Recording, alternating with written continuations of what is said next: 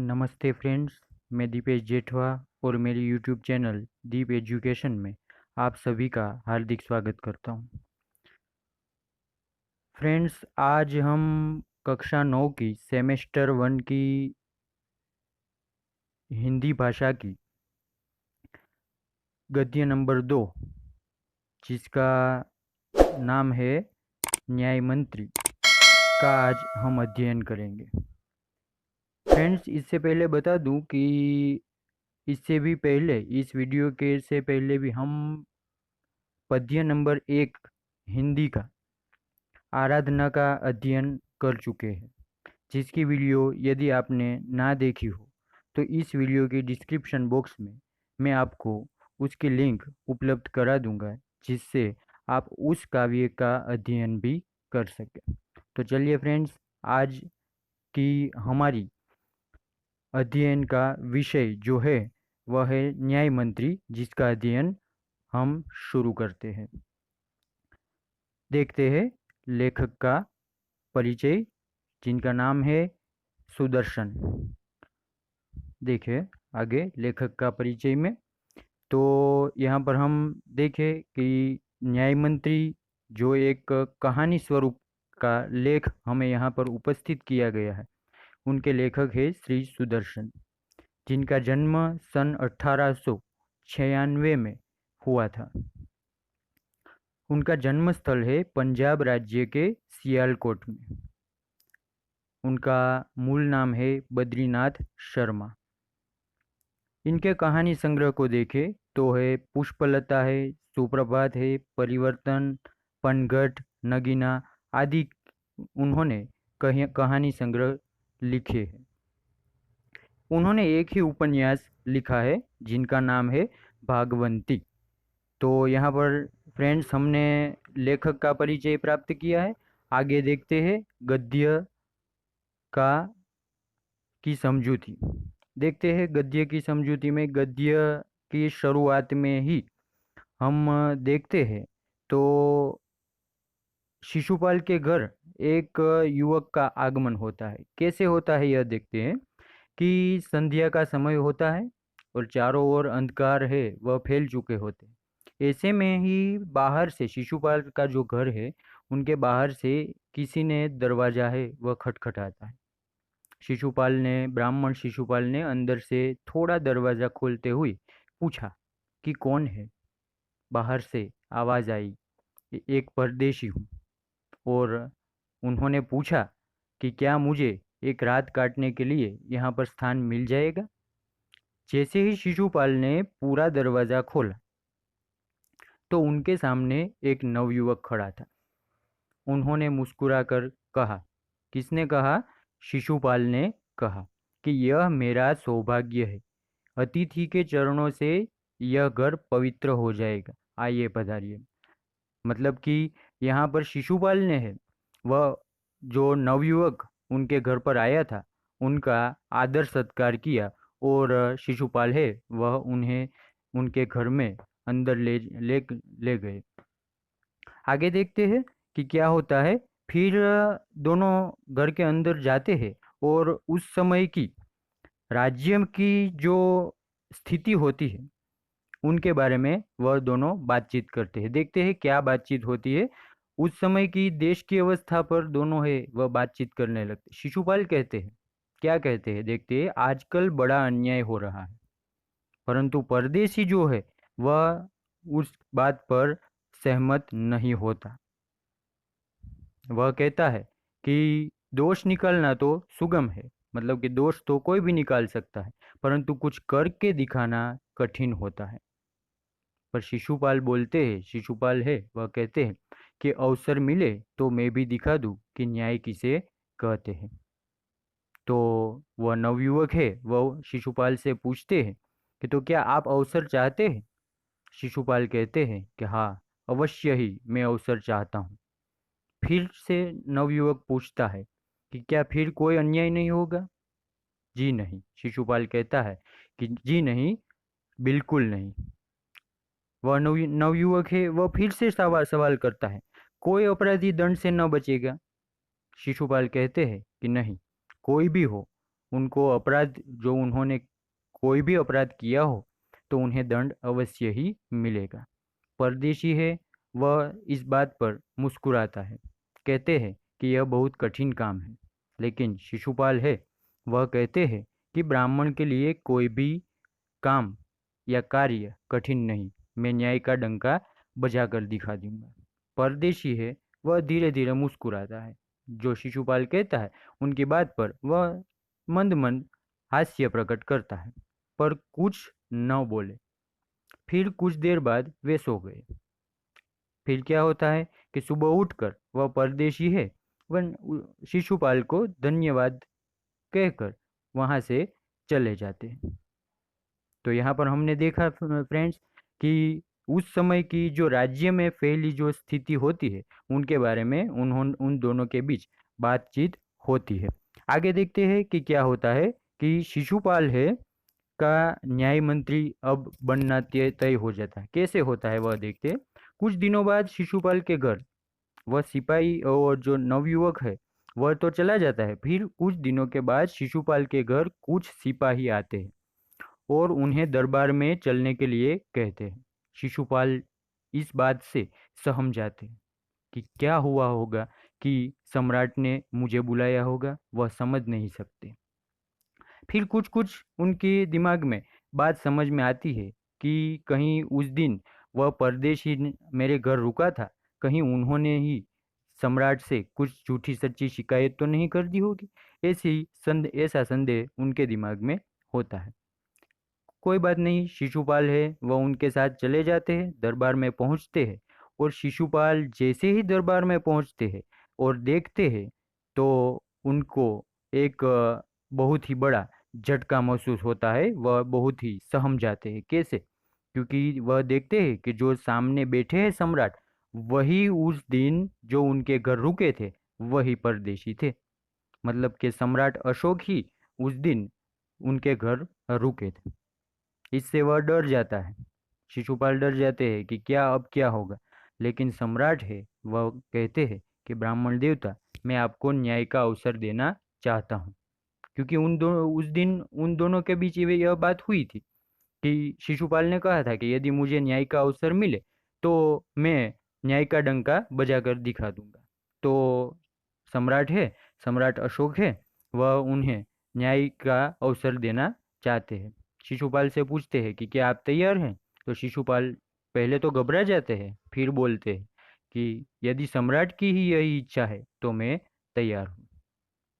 बहुत ठीक, सम्राट अशोक कहते हैं, कल से आप न्याय मंत्री हुए। और सम्राट ने कहा और अपने हाथ से अंगूठी उतारकर शिशुपाल को उन्होंने पहना दी। यह सम्राट की राष्ट्रीय मुद्रा थी। उस समय की राष्ट्रीय मुद्रा है, जो राज मुद्रा कहते हैं वह थी। उन्होंने यह अंगूठी है और शिशुपाल को पहना दी और उसी दिन से शिशुपाल है वह न्याय मंत्री बन गए। आगे देखते हैं क्या होता है। शिशुपाल को अब अवसर मिल चुका है। देखें, यहाँ पर हमने ये टॉपिक लिया है कि शिशुपाल को अवसर मिला, मतलब कि शिशुपाल को जो अवसर चाहिए था वही अवसर उनको मिल गया है। अब देखते हैं क्या होता है। अब कुछ नहीं, शिशुपाल न्याय मंत्री अब बन चुके हैं। उन्होंने राज्य की सारी व्यवस्था को ठीक कर दिया है। उसका सुप्रबंध ऐसा है कि राज्य में कहीं भी किसी भी प्रकार का कोई अपराध कुछ समय तक तो होता ही नहीं। यहाँ तक कि लोग हैं वह अपने दरवाजे तक को खुला छोड़ जाते हैं। कहीं भी जाते हैं तो दरवाजे को बंद भी नहीं करते। चारों तरफ न्याय मंत्री के जो शिशुपाल की सुप्रबंध जो उसने ये प्रबंध किया है वह उनकी धूम मच जाती है, मतलब कि उनकी चर्चा होने लगती है। लगभग एक महीने तक ये सारी व्यवस्थाएं हैं वह ठीक ठीक से चलती रहती है। लेकिन एक महीने के बाद किसी व्यक्ति ने रात में एक पहरेदार की हत्या कर दी जाती है। सुबह होते ही सारे राज्य में यह बात फैल जाती है। लोग बड़े हैरान हो जाते हैं कि शिशुपाल के भी शासन में क्या ऐसा हो सकता है। लोग समझ नहीं पाते और शिशुपाल की तो नींद उड़ जाती है। उन्होंने खाना पीना छोड़ दिया है और अपराधी का पता लगाने में रात दिन एक कर देते हैं। शिशुपाल है वह यही चाहता है कि कुछ भी हो मेरे राज्य में जिस व्यक्ति ने पहरेदार की हत्या की है उनको मैं पकड़ के ही रहूंगा। ऐसा शिशुपाल है वह निश्चय कर लेता है। आगे देखते हैं क्या होता है। आगे होता है कि शिशुपाल जब उस अपराधी का पता लगाने के लिए रात दिन एक कर देते हैं तो शिशुपाल को अपराधी का पता चल जाता है। जब अपराधी का पता चलता है तो शिशुपाल के आश्चर्य का ठिकाना नहीं रहता। मतलब वह आश्चर्यचकित हो जाते हैं। क्यों हो जाते हैं? क्योंकि स्वयं सम्राट ने ही उस पहरेदार की हत्या की। अब क्या करें? शिशुपाल है वो असमंजस में पड़ जाते हैं। सम्राट को अपराधी घोषित करना वह तो बहुत कठिन काम था। शिशुपाल करे भी तो क्या करे? एक और वह न्याय मंत्री थे तो दूसरी ओर सम्राट के सेवक भी थे। परंतु शिशुपाल सोचते हैं कि न्याय की दृष्टि में सम्राट और साधारण व्यक्ति में कोई अंतर नहीं होता। न्याय सभी के लिए समान होते हैं। यदि वह सम्राट भी हो तो भी, और यदि छोटा सा मामूली व्यक्ति भी हो तो भी, उनके बीच न्याय में कोई भी अंतर नहीं होता।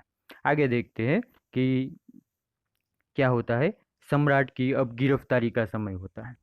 जैसे ही शिशुपाल को पता चल जाता है कि सम्राट ने ही उस पहरेदार की हत्या की है तो अगले दिन शिशुपाल है वह दरबार में पहुंचते हैं।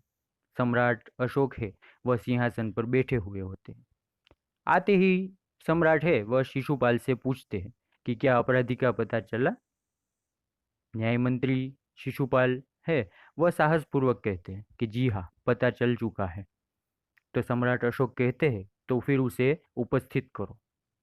न्याय मंत्री कुछ समय रुके और फिर उसने अपने उच्च अधिकारी कि जिसका नाम है धनवीर उनको इंगित करते हुए और वह कहते हैं कि इन्हें गिरफ्तार कर लो। संकेत किसकी ओर था यह भी देखने लायक है। संकेत था सम्राट की ओर। स्वयं सम्राट अशोक की ओर शिशुपाल ने संकेत किया था और धनवीर को कहा था कि इन्हें गिरफ्तार कर लीजिए। दरबार में है वो निस्तब्धता छा जाती है। सन्नाटा छा जाता है। सम्राट का चेहरा क्रोध से लाल हो जाता है। वे सिंहासन से खड़े हो जाते हैं और बोले, इतना साहस? क्योंकि उन्होंने ही उन शिशुपाल को न्याय मंत्री का दर्जा दिया था। न्याय मंत्री ने ऐसा भाव प्रकट किया। शिशुपाल ऐसा भाव प्रकट करते हैं कि उसने कुछ सुना ही नहीं। उन्होंने अपने शब्दों को फिर दोहराया और धनवीर को कहा कि देखते क्या हो, वह अपराधी है। सम्राट अशोक है वह अपराधी है, उनको गिरफ्तार कर लो। और दूसरे ही क्षण सम्राट अशोक के हाथ में हथकड़ी पड़ जाती है। न्याय मंत्री पूछते हैं सम्राट अशोक से कि क्या तुमने पहरेदार की हत्या की है? तुम पर आरोप लगाया जाता है पहरेदार की हत्या का, तुम इसका क्या उत्तर देते हो? सम्राट है वह सोचते रह जाते हैं। न्याय मंत्री ने फिर पूछा। वह फिर से पूछते हैं तो तुम अपराध स्वीकार करते हो? सम्राट अशोक कहते हैं कि हाँ, मैंने उसे मारा अवश्य है। पर क्यों मारा? क्योंकि वह उदंड था। सम्राट ने यह उत्तर दिया। लेकिन शिशुपाल कहते हैं कि वह उदंड था या नहीं इसका तो हमें पता नहीं, पर तुमने एक राज कर्मचारी की हत्या की है, इसीलिए तुम अपराधी हो। इसीलिए तुम मृत्युदंड के काबिल हो। इसीलिए तुम्हें मृत्युदंड दिया जाता है। न्याय मंत्री ने निर्णय कर लिया। मतलब शिशुपाल ने निर्णय कर लिया और सम्राट अशोक को सजा भी दे दी। उनको मृत्युदंड की सजा दे दी जाती है। आगे देखते हैं क्या होता है। अब क्या होता है कि सम्राट अशोक को फांसी की सजा तो देना तय हो गया। लेकिन उनके बाद सभा में जो लोग बैठे हुए उनके बीच में सन्नाटा छा जाता है। न्याय मंत्री का निर्णय सुनकर सम्राट है वह से सिर झुका जाते हैं। वे तो स्वयं शिशुपाल की परीक्षा में सफल हो गए थे, क्योंकि शिशुपाल को जिस कार्य के लिए उन्होंने नियुक्त किया था उनमें शिशुपाल है वह सफल होते दिख रहे थे। सम्राट का हृदय ऐसे व्यक्ति को पाकर गदगद हो रहा था। सम्राट को जो सजा मिली है उनका उनको दुख नहीं था, पर उनको इस बात की खुशी थी कि उन्होंने जिस व्यक्ति को नियुक्त किया है न्याय मंत्री के पद पर वह सर्वश्रेष्ठ है। तभी न्याय मंत्री का संकेत पाकर, मतलब कि शिशुपाल का संकेत पाकर एक कर्मचारी है वह सम्राट अशोक की सोने की मूर्ति लेकर उपस्थित होता है। सभा में सब लोग देखते रह जाते कि ये क्या हो रहा है भाई। न्याय मंत्री ने खड़े होकर कहा, मतलब शिशुपाल है वह खड़े होकर कहते, सज्जनों सुनिए, यह सच है कि मैं न्याय मंत्री हूँ, और यह भी सच है कि अपराधी को दंड मिलना चाहिए, परंतु अपराधी कोई और नहीं है, स्वयं सम्राट अशोक ही है। और शिशुपाल कहते हैं कि शास्त्रों में राजा को ईश्वर का रूप माना गया है, इसलिए उसे ईश्वर ही दंड दे सकते हैं, हम उन्हें दंड दे नहीं दे सकते। अतएव मैं आज्ञा देता हूँ कि सम्राट को चेतावनी देकर छोड़ दिया जाए। शिशुपाल कहते हैं कि सम्राट अशोक जो है, जो अपराधी है, उनको चेतावनी देकर छोड़ दिया जाए, और उनके स्थान पर इस सोने की, मतलब कि जो सम्राट अशोक की सोने की मूर्ति थी, उनको फांसी पर लटका दिया जाए। ऐसी आज्ञा शिशुपाल देते हैं। जिससे क्या होगा? जिससे यह होगा कि लोगों को यह शिक्षा प्राप्त हो कि शायद राजा भी खुद ना हो, सम्राट भी खुद भी हो, तो उन्हें भी सजा तो मिलती ही है। मतलब वो चाहे कोई छोटे से छोटा व्यक्ति भी क्यों ना हो, और बड़े से बड़ा सम्राट खुद भी क्यों ना हो, सजा तो अवश्य ही मिलती है। सोने की मूर्ति को फांसी देना मतलब तो सम्राट अशोक को तो मृत्यु नहीं हुई, लेकिन जनता लोगों के सामने उनकी मृत्यु तो अवश्य हो गई, क्योंकि इज्जत और सम्मान की दृष्टि से वह उनको बड़ा ही नुकसान हुआ, इसीलिए शिक्षा तो उनको मिल चुकी। अब आगे क्या होता है देखते हैं कि न्याय मंत्री का यह न्याय जो सभा के बीच हुआ, यह न्याय को सुनकर लोग है वह न्याय मंत्री की जय जयकार कर उठे और बोले। जब सब लोग चले गए तो क्या हुआ, शिशुपाल ने राजमुद्रा सम्राट अशोक के सामने रख दी और बोले, महाराज यह राजमुद्रा वापस ले ले, मुझसे यह बोझ नहीं उठाया जाएगा। मतलब कि अब शिशुपाल है वह न्याय मंत्री रहना नहीं चाहते, क्योंकि उनको पता चली है कि भाई ये काम तो ऐसा है कि स्वयं सम्राट को भी दंड देना पड़ता है, इसलिए वह यह कार्य है वह नहीं करना चाहता। लेकिन अशोक है, सम्राट है, उन्होंने सम्मान भरी दृष्टि से उनकी ओर देखा, और वह प्रसन्न होकर उन्होंने कहा कि आपने मेरी आंखें खोल दी। सम्राट अशोक बोलते हैं, कहते हैं कि आपने मेरी आंखें खोल दी है। आपका साहस प्रशंसनीय है कि आपने एक सम्राट को भी दंडित किया। यह बोझ आपके अतिरिक्त और कोई नहीं उठा सकता। मतलब कि ये न्याय मंत्री का जो बोझ है, जो पद है, वह शिशुपाल के अतिरिक्त और कोई नहीं कर सकता। न्याय मंत्री है मतलब शिशुपाल है, वह निरुत्तर हो जाते। मतलब कि जो न्याय मंत्री ने अपना अपनी ओर से जो यह कार्य न करने का प्रस्ताव सम्राट के समक्ष प्रस्तुत किया था, लेकिन सम्राट ने तो उन्हें उनको स्वीकार नहीं किया, इसीलिए न्याय मंत्री है शिशुपाल है वह निरुत्तर हो जाते। तो देखिए फ्रेंड्स कि यहाँ पर हमने देखा कि शिशुपाल अपनी न्यायप्रियता के लिए यहाँ पर प्रसिद्ध हो जाते हैं, और वास्तव में हमारे समाज में जो न्याय है वह कैसा होना चाहिए, इनकी सचोट माहिती और सचोट ज्ञान हमें इस कहानी के माध्यम से हमें प्राप्त होता है। तो यहाँ पर हमने आज गद्य नंबर 2 की, जिसकी का शीर्षक था न्याय मंत्री, उनका अध्ययन हमने प्राप्त किया।